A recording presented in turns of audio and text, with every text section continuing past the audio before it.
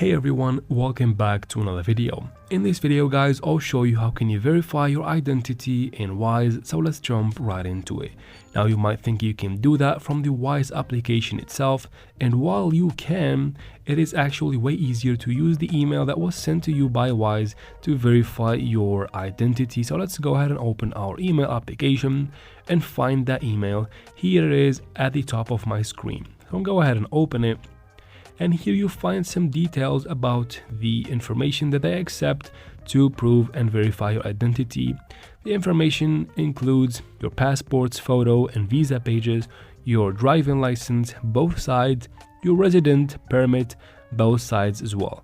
And it also tells you that you can see the full list of documents we'll accept when you go to upload yours. So after that, you can go ahead and tap on upload new photos, this green button right here.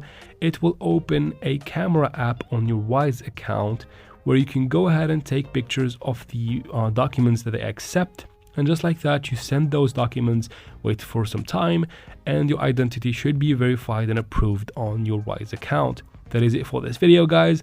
I hope it was useful. If it was, please like and comment down below. Don't forget to subscribe for future videos like this one, and thank you very much for watching.